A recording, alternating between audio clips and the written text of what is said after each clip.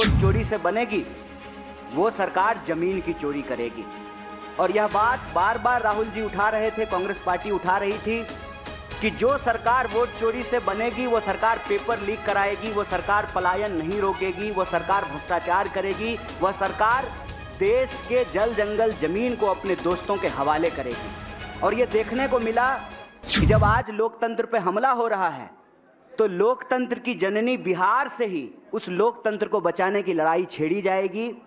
और इस अपील में यह साफ साफ कहा गया है कि राहुल जी का मताधिकार यात्रा यह इस बात के संकल्प को दोहराता है कि कांग्रेस पार्टी किसी भी सूरत में 1 पर्सन 1 वोट के उस अधिकार को, संविधान को और लोकतंत्र को झुकने नहीं देगा, मिटने नहीं देगा। कांग्रेस पार्टी का एक एक कार्यकर्ता लोकतंत्र के लिए, वोट चोरी के खिलाफ, अपने हक और अधिकार के लिए संघर्ष करेंगे।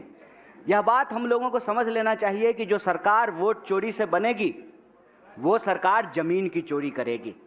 और यह बात बार बार राहुल जी उठा रहे थे, कांग्रेस पार्टी उठा रही थी कि जो सरकार वोट चोरी से बनेगी वो सरकार पेपर लीक कराएगी, वो सरकार पलायन नहीं रोकेगी, वो सरकार भ्रष्टाचार करेगी, वह सरकार देश के जल जंगल जमीन को अपने दोस्तों के हवाले करेगी।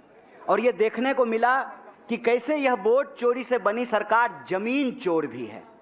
और अभी भागलपुर में प्रधानमंत्री जी के दोस्त को 1 रुपए में 1 रुपए प्रति एकड़ के दर से जो है उनको जमीनें दी गई है। तो यह वोट चोरी की सरकार जमीन चोर है।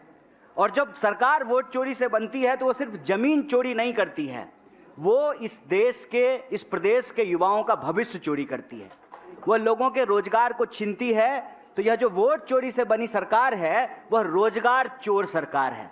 और वो रोजगार चोर सरकार ऐसे है कि आप बीपीएससी का एग्जाम उठा करके देख लीजिए, टीआरई 4 का एग्जाम उठा करके देख लीजिए, बिहार में होने वाला कोई ऐसा एग्जाम नहीं है जहां पेपर लीक नहीं हो रहा है। और उसके खिलाफ जब बिहार के नौजवान सड़कों पर उतरते हैं, अपना हक मांगते हैं, तो उनके ऊपर लाठियां बरसाई जाती है। हम नौकरी मांग रहे हैं, हमको लाठियां दी जा रही है। तो वोट चोरी से बनी यह सरकार रोजगार चोर है।